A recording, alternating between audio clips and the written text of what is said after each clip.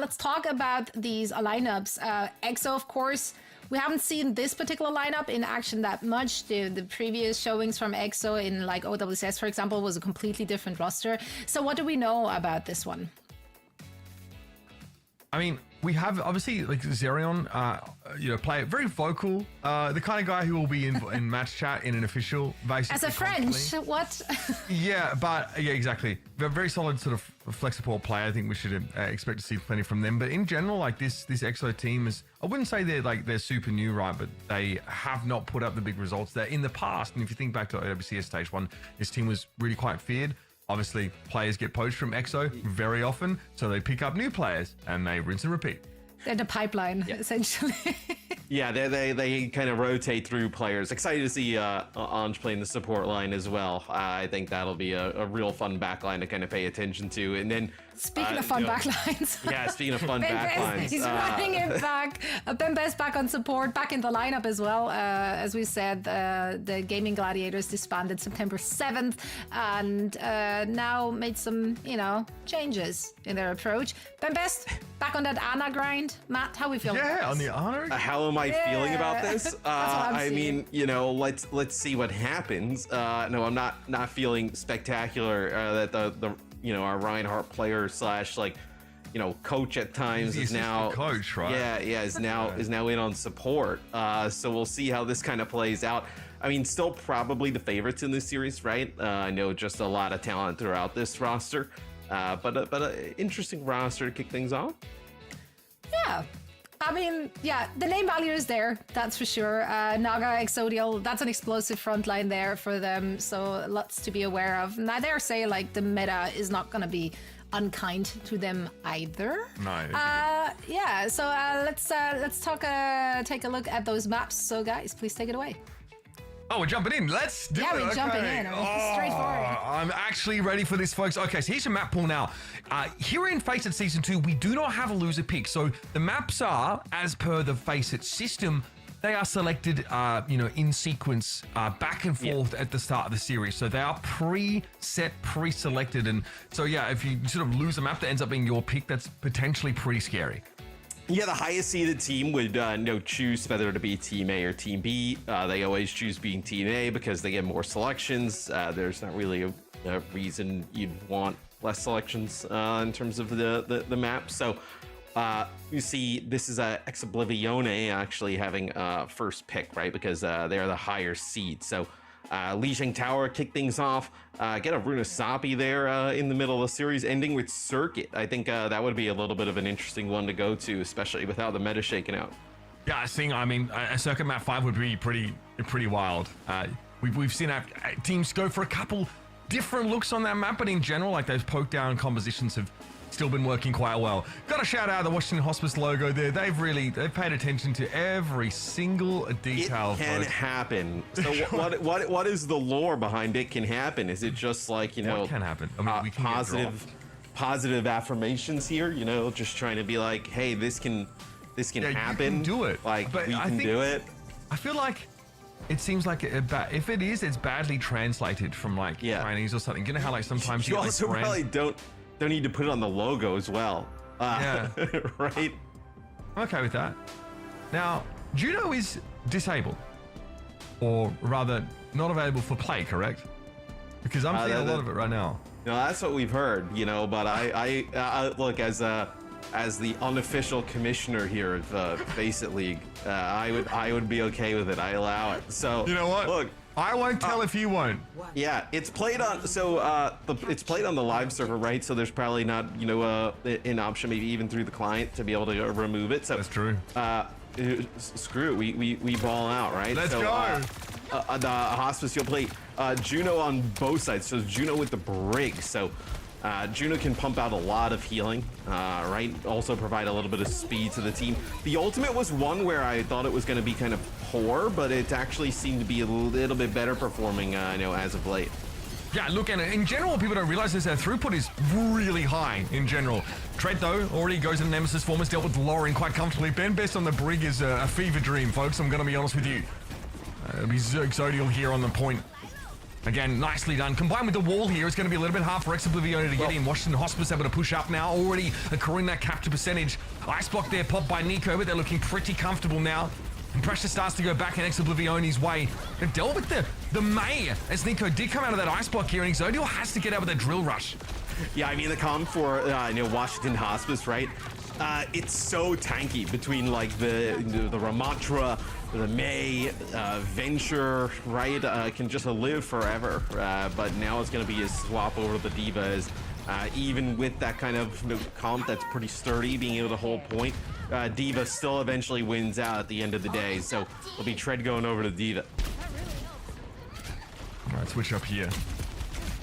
Still both teams on this Juno, of course. Those Pulsar rockets, if you can sort of guarantee like 8 to 10 connections there, it's pretty terrifying. That's obviously not possible because you can't hit yourself with it, but still very, very effective. You can get good sight lines here. Benbet's going to fall with a pulse bomb at the start of the fight, though, and Ex Oblivione take the advantage early.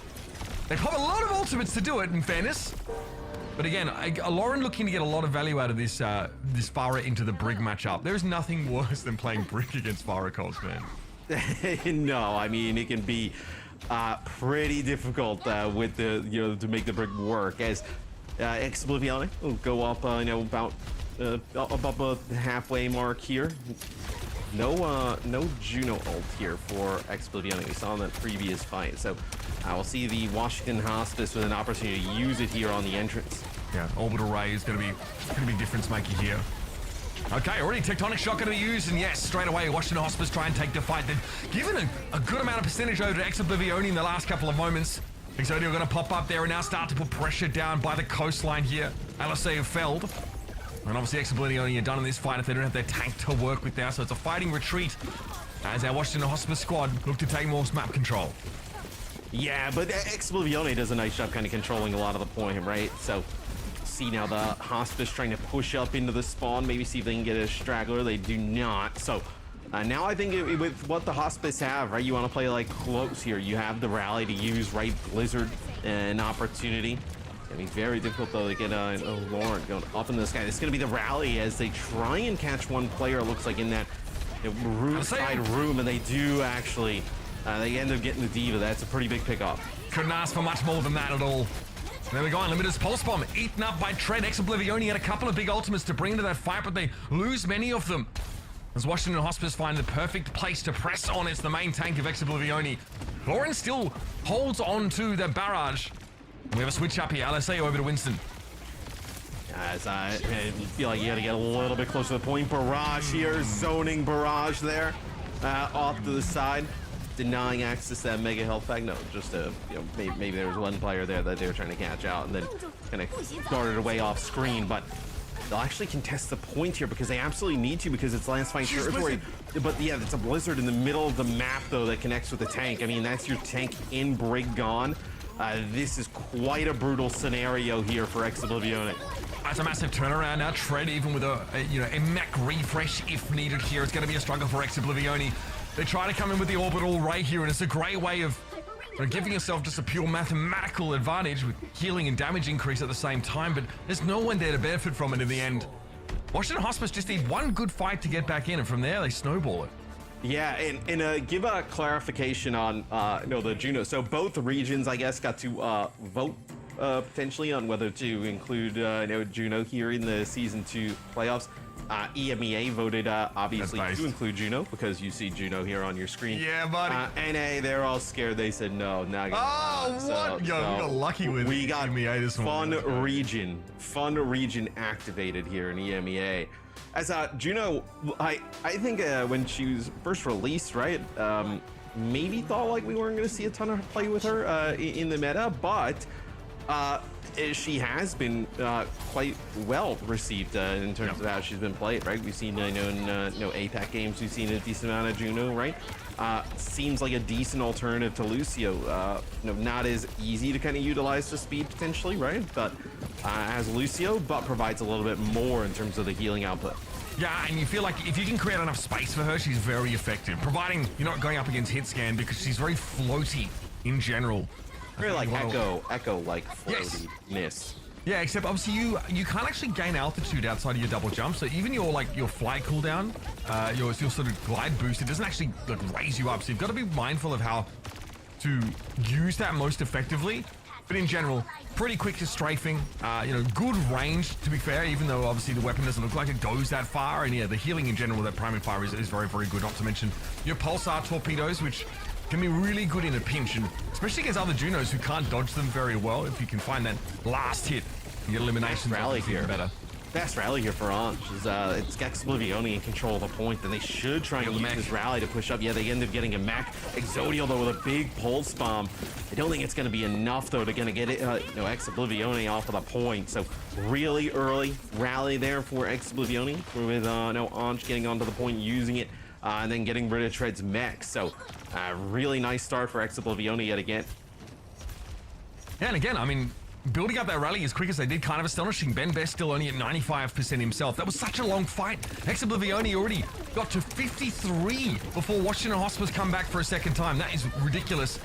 Pulsar torpedoes coming out there from Johan, mostly just for healing by the looks of things there, trying to make sure the rest of the Hospice are looking very healthy, and so they are. It is a rally expanded by Ben Best here, but outside of that, it seems like a very straightforward fight. Yes, both teams now playing this kind of like mirror matchup where it feels like just the survivability is so high, right? I know even with D.Va getting a little bit of a nerf, right, with like defense matrix and whatnot, still just so tanky in combination with like the Mei and the Brig. Extremely difficult to take out, but it's kind of playing out a little bit like how we saw in the last round, right? Where Ex Oblivione gets an early lead, and then Washington Hospice takes it back. This will be Johan using the Juno ult here, just kind of keeping everybody around him topped up. Yeah, and the orbital right here for Ex Oblivione is set so far ahead of them that they have to get behind Washington Hospice to get value out of the healing and damage boost. So the latter definitely with a much better fight there. Ex Oblivione really forced that fight coming off the bridge and got absolutely clowned. Well, it's also like really difficult to dive into or, be aggressive into the other team while they have that Juno ult rolling, right? A nice Maywall here though from Nico. It's going to block off some of the members of Ex Oblivione, but they'll be able to kind of stay alive. It's another pulse bomb there from Exodio, finding Anji again. Yeah, crucially, getting that Brig in 2 times in quick succession, Matt, like you mentioned, that's massive. That's a real win condition for Tracer in this fight to make sure that pulse bomb goes where it's intended. And once again, it's Washington Hospice that let Ex Oblivione in a little bit early on, but now threaten to really run away with the game. They're even holding on to a Blizzard here, which could be massive, especially insofar as stopping Aliseo when their tracks is concerned. Last time they switched to Winston and got caught by a Blizzard. I don't think they're going to do that. I think they want to keep that defense matrix to have a chance of negating this Mei ultimate. Yes, now it'll be the Hospice taking the lead. So see the approach here for Ex Oblivione. Another nice Mei wall, just kind of constantly splitting them off. The pulse bomb there from Unlimited doesn't connect with anything, and that's the Blizzard from Nico. No. Oh, it's perfect. The Hospice get their Blizzard off. That's the most important part. They're able to circumvent Alicea's defense matrix, but Tread eats another big ultimate. I think on the previous map it was a pulse bomb. Now a Blizzard though, that was a win condition for Ex Oblivione. That's the map thrown away for them there and then. Nicely done by the Hospice. I just want to call them the Hospice. I don't know why that feels extremely... The Hospice. Feels extremely metal. Yeah, I mean, just where throwing your the dreams Washington... go to die, baby, when you play against us, because we're just shutting out the game. Yep. Yeah, we're just taking you out.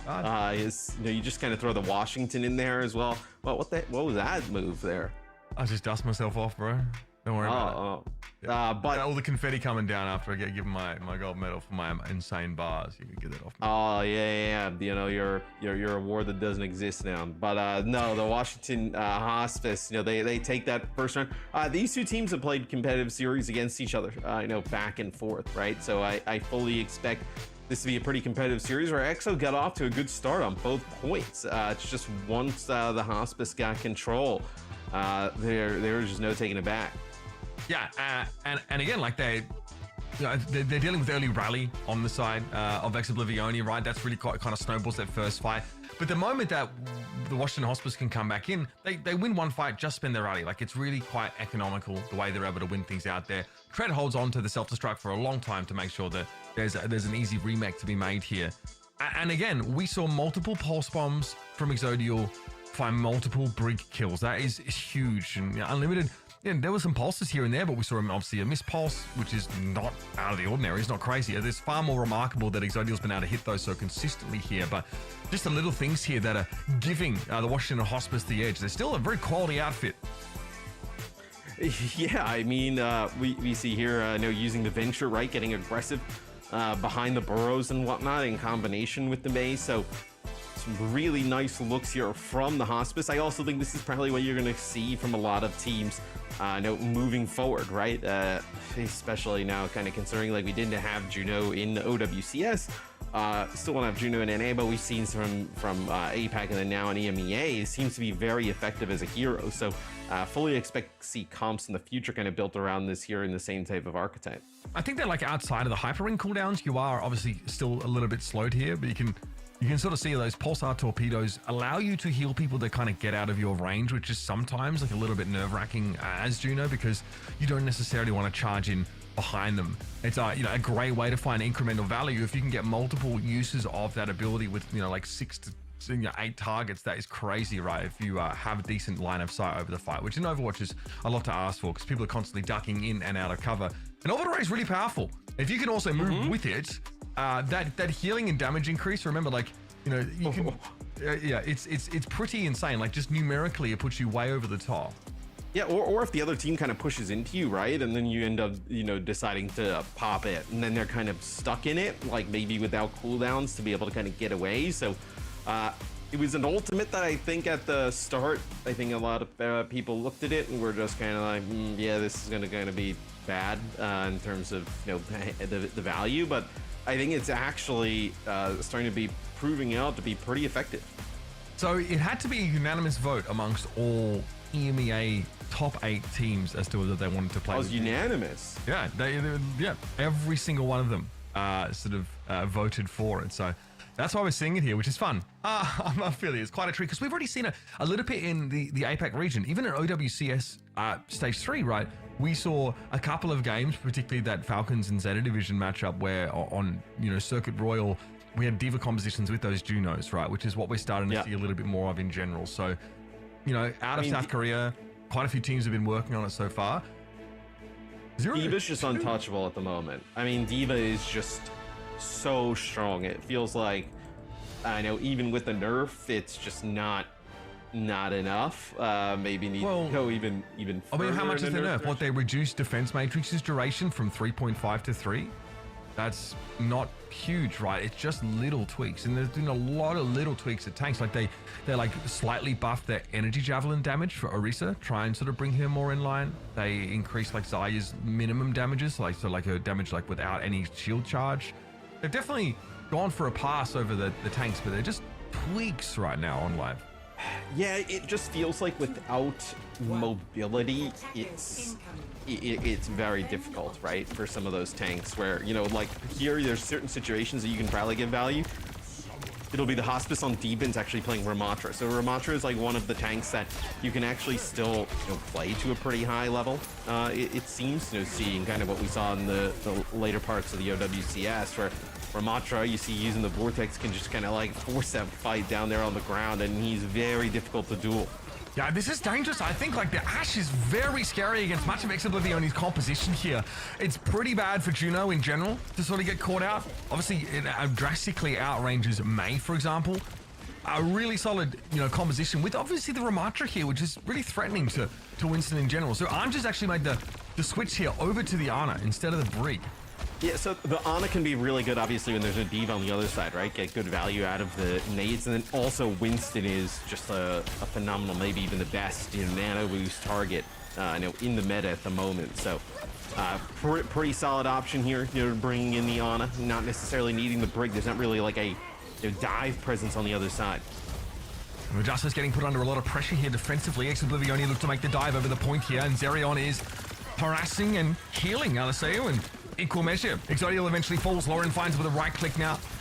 Zerion's pulsar torpedoes do the work, but they know they're being chased down right now by a very angry Tread. In the meantime, Ex Oblivione been able to move to the point and start this cap. There will be a couple players from Washington Hospice here, but it's just a Ramatra and a May healing obviously being the issue for them right now, but Aliseo is low. They just don't fight on the point. That's well, they had their Juno there as well. I mean, you did have a little bit of healing. It looks like they tried to chase that one kill and went all the way back towards that spawn area. And 3 players were just on the point for Ex Oblivione, and they just weren't able to make it back to the point. This is going to be the rally invested here by the Hospice. As I know, on defense, they're still fighting over where this payload currently is. All right, well, Blizzard gets used here by Ex Oblivione. They commit that much, and Washington Hospice clearly annoyed that they've C9. They've just hung around and decided to throw down entirely in that fight by committing a Blizzard and an Annihilation. There was also a rally earlier on here. So the Hospice don't have a lot of big ultimates, but they've definitely taken map control. Yeah, I mean, they pushed up to the spawn door of Ex Oblivione. It's like a Juno ult here to try and get out of the spawn for Exo, as Tread not going to be able to make it out with his life, as it looks like everybody else decided to just run on back. Maybe you were switching off of the Ramatra here. Maybe you were looking at making compositional changes here for the Hospice. Yeah, so you decided to play really close, use some of these ultimates, because you're going to make some changes of your own. So now I'm curious where Ex Oblivione, this is going to be a good counter here, playing the Diva against that Winston, but then also for the Ana. Do you continue to run Anj on the Ana here? You might have to play Brig again, right? It's tempting to get the free heals off whip shots basically constantly against Diva, but there is a Nano still here to be deployed over the Aliseo direction, and they drop onto the high ground and immediately find Ben Best. Okay, so I appreciate it. Juno ultimate here just to try and tip the odds in the Hospice's favor here, and Aliseo does fall. They're not able to quite get away, but both Junos fall. Still that Diva mobility now, alongside Nico's disruptive power. Also, Ice Block being available here is pretty big, but I think Nico's been left on an island somewhat, as the Hospice tried to stall out the car for as long as they could. And Tread attempts, and I say attempts, to save Nico. Yeah, he drops down and tries to use maybe some of the defense matrix to see if they can kind of keep Nico alive, but I think it's really for the Hospice just kind of stalling out that car. Nice shot there from Exodial. That one, you can have him on the long-range hit scan. This is when he looks his best, as taking out the Juno on the opposite side. This is going to allow Hospice to get control of that car to stop any type of more push. I mean, Exodial now, we saw it briefly before we switched perspectives, but that was a close range fight against the Tracer that they win out very comfortably. And it's going to be tough to play Juno on this part of the map. Getting out of those sight lines of Ashe is no simple matter, and she's kind of like a natural predator to you in many cases. Well, I mean, just even getting back close into this area. Let's look at this. I mean, Exodial takes on a limited, then Lauren coming out of the spawn gets hit with a Bob. Is the Hospice plays so aggressive here, Mitch. I mean, with this comp, they're just right up to the spawn door constantly here against Ex Oblivione. Again, pushing out towards the spawn. Here's a rally being committed here by Ben Best. I've not seen too many teams be so sold or priced into the spawn camp gameplay. Normally it's like half a fight, right? Back up, maybe force out some abilities, but Washington Hospice are back here and they are throwing their own abilities into this hole. Yeah, I mean, they are all in, right? But you see where Tread is positioned, right? You use this defense matrix, kind of block any of the bullets coming Exodial's way for a brief period of time. Let him kind of free fire down range, is trying to catch Aliseo here out, but it's out with his life. Is you're gonna have the primal here, which could be huge, right, if you need to get into the backline. But that kill on the Ben Best, you may not even need to use any ultimates now.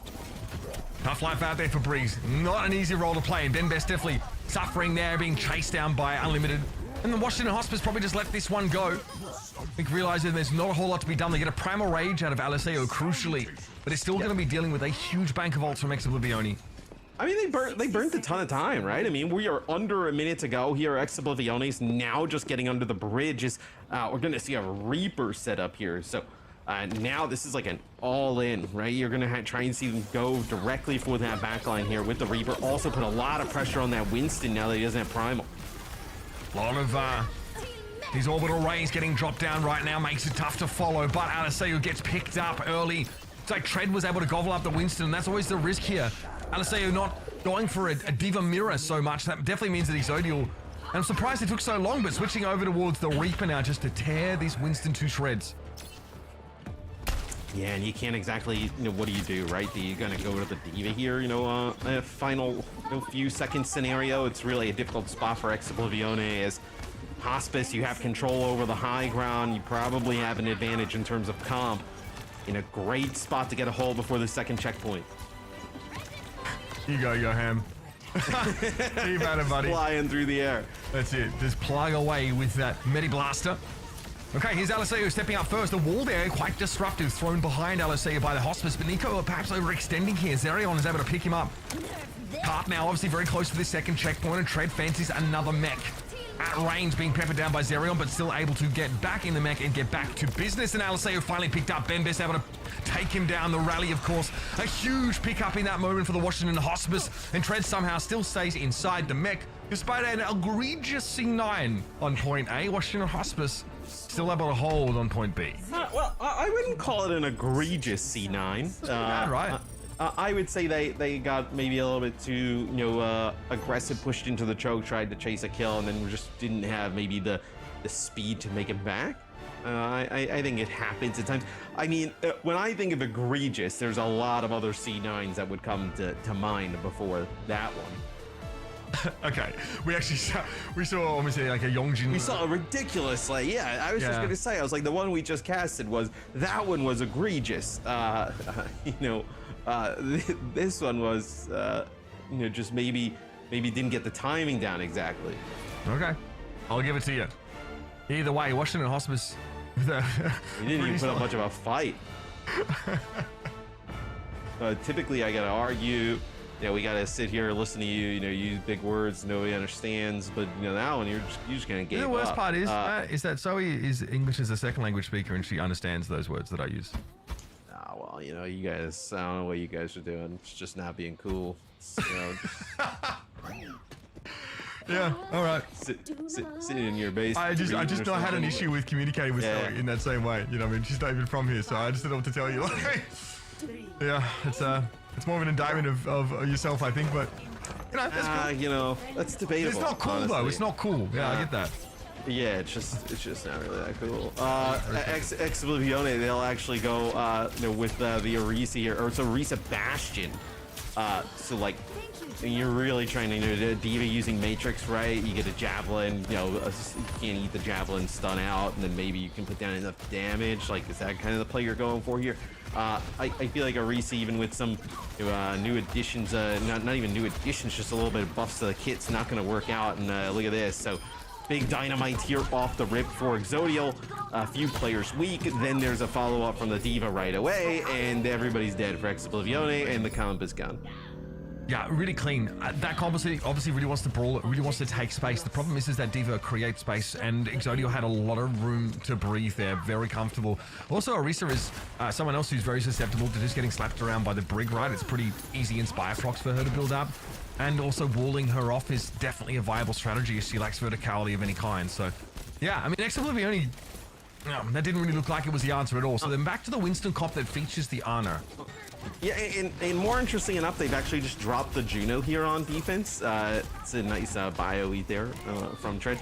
They dropped the Juno, so no speed availability, not that big ultimate that we've talked about, so with some really interesting uses that we've seen so far. So they'll drop that for an Ana Brig setup, which on defense, I don't even think the Ana Brig is really the reason this isn't working. I think you just kind of give up point A, you give up some space. Now you can start to snowball a little bit, but just interesting they're not going to have a speed to be able to kind of take back some of these areas.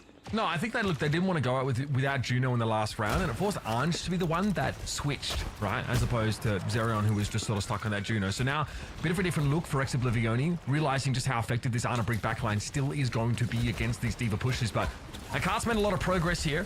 It's unlikely that it'll get too far in this next fight, as Washington Hospice do get picked apart, and Lauren playing back behind them, Unlimited constantly nipping at their heels. Yeah, but for Ex Oblivione, it's about some of these next fights, right? You cannot allow Exodial to get set up on the high ground. Here's the Ashe, especially in this type of scenario where you could end up getting pinched if you don't deal with these players fast enough. That is quite true, right? The reinforcements are on the way in, and Nico's done that. Unlimited has been taken down, and Bedness says, I'm going to rally here. I respect this so much. Well, Tread's going to be back in the fight pretty soon. However, rally will have expired by that point, so I'm not really sure in the grand scheme what that's looked to achieve, but hey, I respect it. Yeah, I mean, Ange pops the rally as well. So this is going to be the nano boost here onto the Winston, but you see that Juno ult come out. You can't exactly just kind of stand around inside of it for long is you see how weak Aliseo gets, going to be forced to use Primal. Yeah, it's not just the healing, right? It's the damage boost, and it makes a difference. Like, that stuff hits hard. Even if you're a Primal Winston, you're still going to get slapped around inside there. Zerion's already gone down. That is very dangerous. Now with that Lauren, I think this one is cooked, folks. Ex Oblivione here are going to be sort of broken up into pieces, and they've moved comms so much. Zerion now just moving over towards the Kiriko to try and get back into the fight quicker. No good if there's no one to swift step to. And that will be Washington Hospice, not GG, but BG, to take the second map in this best of 5.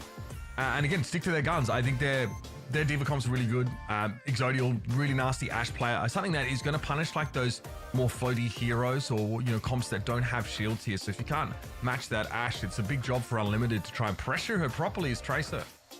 Yeah, I think though, going into Runasapi, it'll be interesting. You can play some different type of stuff on Runasapi, right? Where you can maybe make, Ramatra work or different types of, rush variants that we've seen in the past, right? Where Eichenwald feels like it is strictly like D.Va Winston, right? We saw both teams, try to mess with like Ramatra and Orisa, and both teams kind of lose very quickly with those types of different comps, right? So Runasapi could be one that changes that a little bit.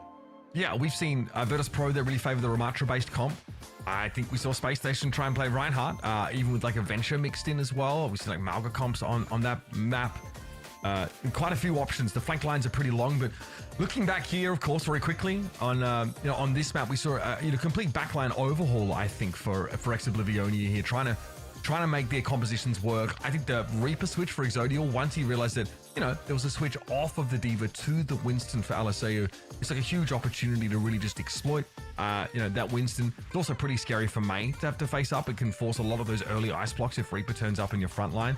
But in general, like Exodial is that piece that is flexing to the counter picks at DPS. That was a nice one.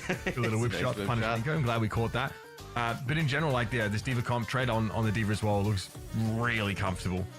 Yeah, it just feels like that D.Va. I think at the beginning of OWCS in the last stage, we were talking about maybe that Winston is going to kind of like overtake D.Va with some of the nerfs. It does not seem that whatsoever. It seems like D.Va even in that mirror, let's say they kind of like mirror it instead of the D.Va, they have the Winston. It seems like the D.Va version kind of wins out every single time. She just seems to be so incredibly strong at dueling opposing players. She kind of takes like hit scan like off the table a lot of times, right? Yeah. Because the D.Vas don't hit scans don't really play well into D.Va, so just feels way too versatile in comparison to Winston at the moment. So far so good here for the Washington Hospice, despite obviously having been dropped from that larger organization. They still have plenty of the strength, and they're getting this done, of course, without FD Gold in the back line. Ben Best is getting out there and getting it done on the brig, holding in one for the boys. What's the motto on the logo again? I mean, it can happen. Yeah, I mean, hey, it can happen. I mean, we're getting close. Right time. We're gonna be back with map number 3 of the series right after this short message. We're back, folks, with the fun region. That's right, Juno available for play here in EMEA, baby. And we've seen a lot of it already over the first couple of maps in this series. So far, though, boys from Washington, I can't with the logo. Wow. Washington Hospice have been a cut above. I like the is that like a little italic underline there thrown in? I like it. Underlined it, and italicized it. That is, that is crazy, man. That is just, that is the work of a professional. It's like just do it. It's like Nike's, just do it. But it's like it can happen. It's so open-ended as well, right? Like what can happen? Yeah. It could be good fortune or syphilis. Like you don't know. Like anything can happen. It could be bad. It could be good. I mean, there's a lot of interpretation there that could be had. But we've had a fun series thus far here in the fun region, EMEA. I mean, a lot of good going on, man. We're seeing some Juno play. You see Overwatch, they announced like a little World of Warcraft collab. We got some cool skins coming. I mean, Stong's on the rise. Yeah, I'm vibing it. And again, like, talking about Juno, a lot of people, when she was released, were like, she doesn't really feel strong. She doesn't feel like she does a whole lot. But what you sort of notice over time is that her throughput is actually ridiculous. If you are consistently healing with the Medi Blaster and also using your pulsar torpedoes at good times off cooldown, making sure that healing is there, and also like your ultimate can do a lot of healing if your team plays in it. So So it turns out to be like almost like a main support in just the amount of healing output she can provide. Yeah, the speed ring might be a little bit harder to use than like Lucio, like Aura, right? Like the Aura is like pretty simple. But just kind of the healing and damage output that Juno provides, I mean, it's enormous. Like how you mentioned, it is very main support-esque. I mean, you see being able to kind of keep, I know Alceo here up for Ex Oblivione right off the rip. Just the healing that can go down is both teams up for a D.Va comp here, but it's actually going to be the Hospice going to be playing that Ashe yet again. So the Ashe is really good in the previous map on Eigenvald. Alaceo's done really well defensively here so far. They've had to spend most of their time peeling for this front line, but eventually Washington Hospice kind of break through. I think Alceo at some point is sort of looking over towards the Mei, trying to pressure Nico down and, you know, isn't in a position to peel for their back line any longer. And they get a D-Mech here, and they're just going to back up all the way. There's not really an awesome spot for Alceo to reset. It looks like they got all the way back to spawn. I mean, that is just a brutal, if that is the case. Is this going to take a while, right? We'll see. No, the D.Va actually looks like potentially up there on the high ground. Just gonna shoot the blaster. Funny trying blaster. to get back. Yeah, just trying to get back in with the blaster. They have to keep Alceo alive. I mean, you're so committed to kind of keeping the D.Va up at this point. Yeah, it's a big tempo loss, I think, just having a desuited D.Va in general, but there aren't many great ways to, you know, get that environmental elimination on yourself, for lack of a better term, on this map. But back in the mech is Alceo. Look at that. See, this is where the value is. Like, if you can get hits like that, and Zerion just showed us, obviously, with those pulsar torpedoes, it's a lot of healing and or damage. Pulse Bomb, though, found a connection onto Benvest. Unlimited starting to get those stuck there, which is good, but they trade themselves out. Nico can find that elimination. Big Blizzard, though. Yeah, okay, Trader's at least going to be able to capitalize in a big way. Alceo probably would chase after Exodial here, but you know, we talked about the D.Va, and you mentioned before the break, like, it kind of can nullify your hit scan, but I don't feel like Alceo has the bandwidth to actually limit Exodial's impact very much. They're too busy dealing with this upfront pressure from, from Tread. Yeah, Tread and Nico just putting a lot of pressure on the D.Va, right? And then when Alceo dives on in and tries to make a play for Exodial, you have Benbest and Johan right there doing a nice job protecting the hit scan, because that allows Exodial to get some of these big dynamites off that we've seen throughout the series. It's going to be a Bob here that goes a little bit off to the side here, just going to get an off angle across the point. I mean, it's a great position to put Bob in. It's really annoying. And look at the way that this orbital ray has been set up. The Hospice can get the full duration of that. It basically is, again, been thrown out right in front of you. It spawns on your location as Juno and moves in the direction that you're looking there. So it can be tricky sometimes to line it up, but yeah, that's not good. That's bad.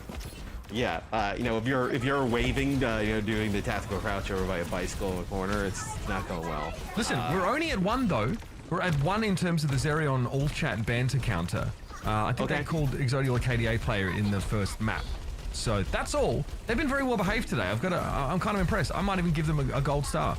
Well, I mean, even if Exodial's been a KDA player, it's been pretty good. No, it's worked out thus far. As Ex Oblivione, I mean, you don't want to like exactly just kind of like push it into using this Blizzard. Actually, a self-destruct here that's used just to get a new mech back for Alceo. So we're not able to kind of push up and make a play here for Tread just yet here with the Blizzard. How does Tread get that? That is sick. It's almost as if Lauren tries to throw behind Tread, but Tread turns 180 with the defense matrix in his setup. That's crazy. That is the second Blizzard eat of this series so far. That is crazy. Yeah, I mean, getting no value out of that ultimate is quite brutal, to be honest. Now you have another situation where a support is kind of isolated and staggered. So Lauren will ditch the Mei and they'll go with an Ashe. So the Mei not providing a ton of value here for Ex Oblivione. They're going to go to the Winston here as well. So you're potentially in final fight territory already. Exodial's going to have another Bob here to potentially kind of throw into the back. So Hospice set up in a great spot. Yeah, and look at this. Again, Orbital Ray used extremely aggressively now. And this is how much space Exodial has. Like, they're in a different province from where they're playing, and there's nothing that Alceo can really do to sort of shut them down. Winston makes it a little bit easier in fairness. Even without a defense matrix, you can really get to them. So Ex Oblivione spend on this one, switch to the Winston, now the Orbital Ray to send them forward. Big pulsars there from Johan. Actually caught Anjao with that ability. Nicely done. But just at the death of things, Ex Oblivione are able to survive. It's winnable here. No 0. So I mean, you're down 140, plus meters here. 142 is as much as they get. I mean, this is my, nobody gets 143 meters on Ex Oblivione. Nobody full clears Ex Oblivione on Runasafi, fam. All right, Pulse from Unlimited won't quite get there. Coach Gun going to send Exodial out of the blast radius, and this Tracer is going to have to contend themselves with putting this extra pressure down. Yoham airborne there. Zero able to pick them up with the Pulsar torpedoes, and finally Exodial is brought down. Unlimited getting busy after the Pulse Bomb miss. Now they've been able to string a couple together. It feels like a lot would have to go wrong here for Hospice to allow Ex Oblivione back in the game, because Hospice can just kind of just keep jumping onto the bot, like stalling it out, forcing ultimates out of Ex Oblivione, where eventually you're just going to run up against the clock, right? That's the type of scenario that you're in. So Ex Oblivione get on the board here in terms of gaining progress, going into the Hospice territory. But you're just going to be like each fight, right? You can maybe take a minute 30 off the clock here potentially. If you're Hospice, just by kind of stalling, where Ex Oblivione, I just don't know how you're going to battle back from this. I mean, the bot is moved back to a pretty neutral position. In fairness, Ex Oblivione have a close-ish to that checkpoint, but still need a one fight here. Rally coming up here for Ange, though, could be pretty big. Lauren, obviously having switched over to the Ashe themselves, now has Bob at the ready. Orbital Ray, though, big fight turner for Washington Hospice is on deck. It's going to be Unlimited diving into the backline immediately, though. Tread responds, great peel, and the kill comes out onto the Tracer. Bob won't be much of a factor here. The healing is more than enough to cover his impact. Of course, from that Orbital Ray of the Hospice, and they can just cycle into a rally in their next fight. Ange rallies, they rally here. Okay, they're going to try and turn the fight around. Benbest gets brought down. Tread a little low, but has a mech refresh option here. Aliseo jumps out, now to the back line, trying to find Nico, who found themselves very deep in enemy territory. Ex Oblivione looking to stabilize. I like the idea to rally there if you're Ange. I mean, you're down 100 meters at the moment. You're down 230 on the clock. You can't exactly play super safe. You gotta have some things work out in your favor, and that rally ends up paying off. They end up winning that fight. Maybe they get a little bit of meterage out of this. And get closer towards that checkpoint. Where you get that checkpoint, maybe you can start to make things a little bit more interesting here. Trying to get some control of the high ground, where Aliseo will have the primal rage here to use in the next fight. Checkpoint very close here, but it's going to be Tread diving in instantly. Aliseo heads to the back line of the Washington Hospice, though. The Bob is in an awkward spot, in fact. It puts the pressure down on the Winston, but really would have liked to see that out in the open from Exodial. Either way, it achieves the desired purpose. Now down to 2 minutes. Ex Oblivione are stopped short of their first checkpoint. Yeah, now for Ex Oblivione, right? You have to just kind of push into the Hospice, who will have the rally and getting closer and closer towards a blizzard. This is going to be the primal rage here used. Benbest's going to have to use the rally in response as Aliseo to jump back. Okay, remake available for Tread still. So room to be aggressive here on this Diva. Happy to duel against Winston. Definitely out-damage him at close quarters with his micro rockets. Here comes the Orbital Ray, though, and in goes Aliseo. They're not going to get healed by it just yet, but still, the Hospice back up. Unlimited got picked up elsewhere, and a checkpoint is achieved for Ex Oblivione midway through this fight, but there's still a question of whether or not they can actually win it. I think they realize that's not happening, but they're going to satisfy themselves at least with that bot progress and look to reset and go again.